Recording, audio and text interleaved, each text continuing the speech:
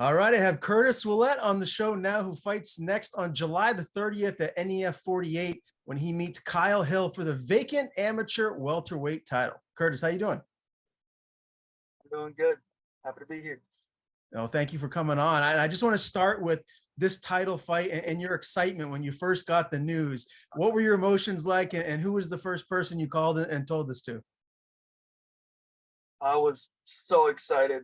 Actually, right after the fight, the last fight, we were talking about who we were thinking about me fighting next, and my coaches brought up title fight, and I was actually really surprised.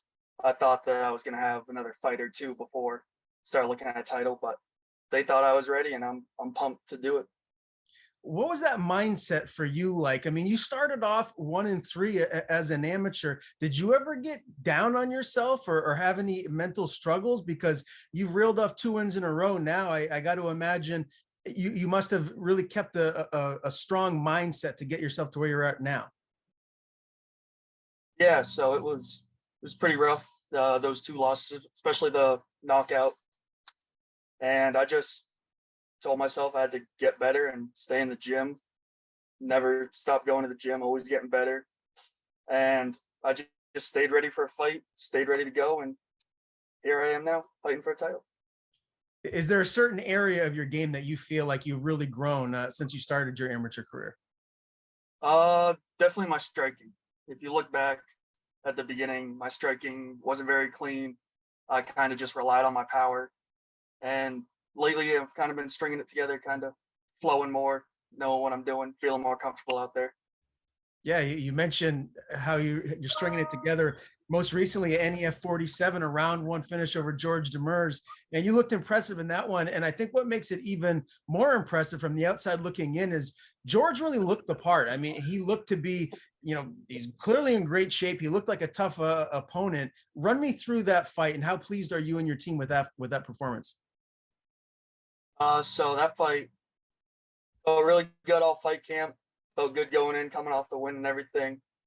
Uh, didn't know much about the guy. Could only find, I think, one or two videos. And I don't know if you heard, but Jesse doesn't tell me my opponents until the fight card gets announced is when I find out. So I can't like look them up. I can't look at them.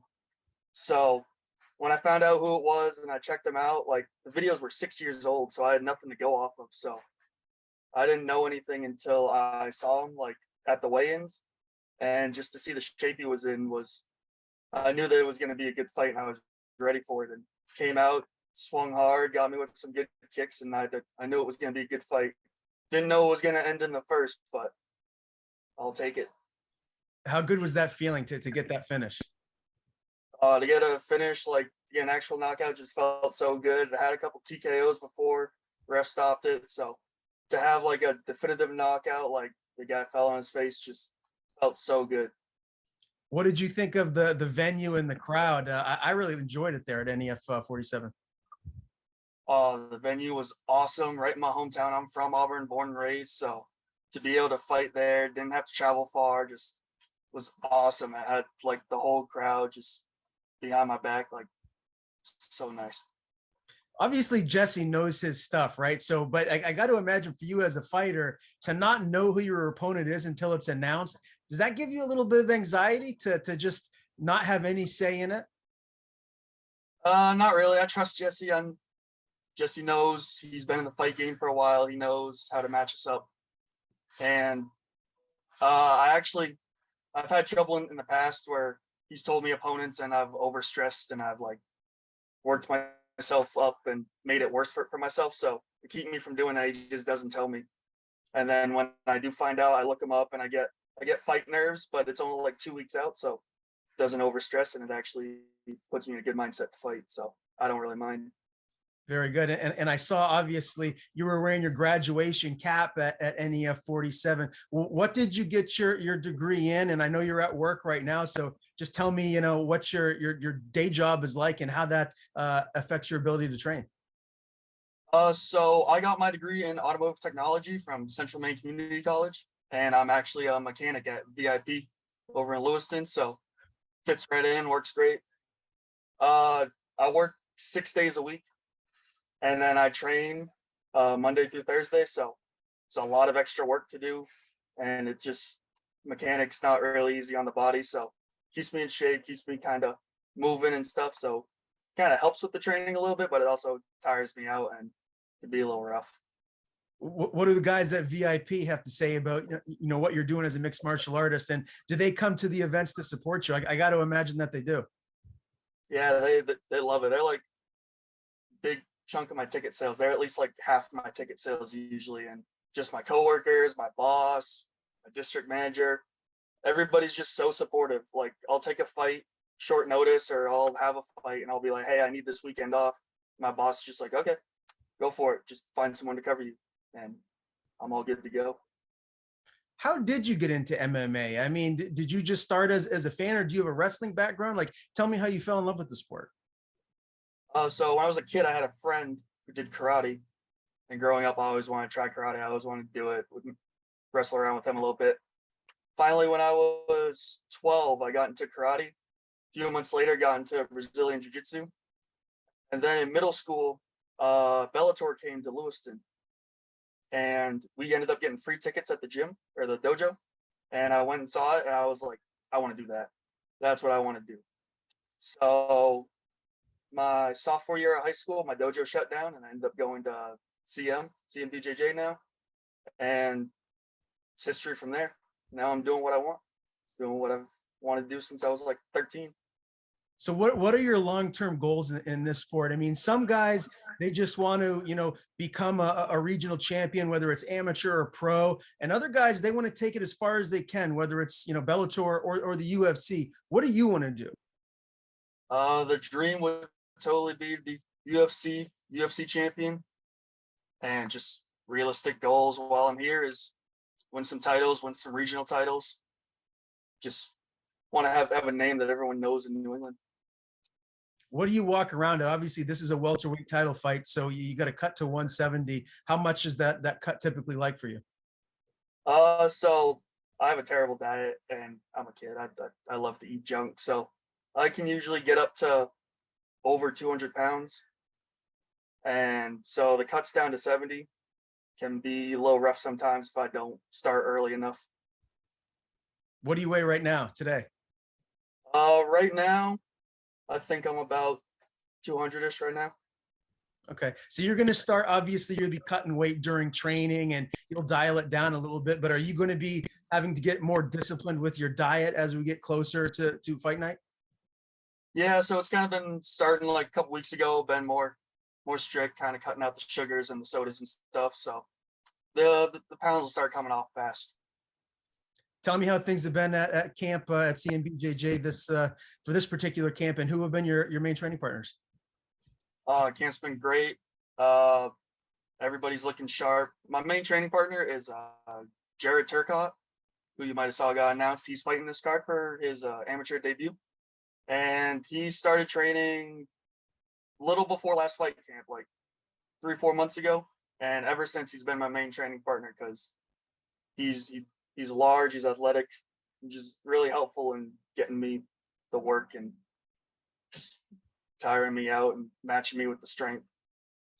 I'm sure you roll around with Jesse on the ground. I mean, he's one of the best guys in all of New England as far as BJJ goes. What is that like to have someone that's so knowledgeable help you out with your BJJ game?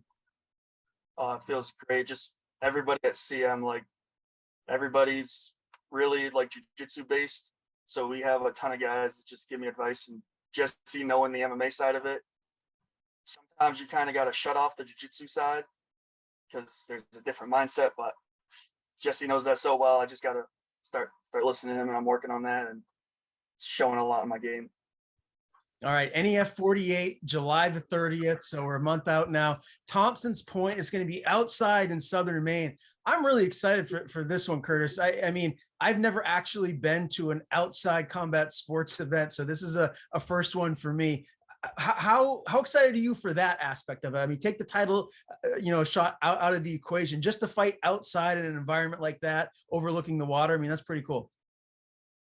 That's awesome. I'm sure it's going to be beautiful set. Just hope, bugs and stuff aren't a problem. It's the one big worry. But other than that, sure it'll look great, be awesome. It'll be cool to look back on. Can't wait.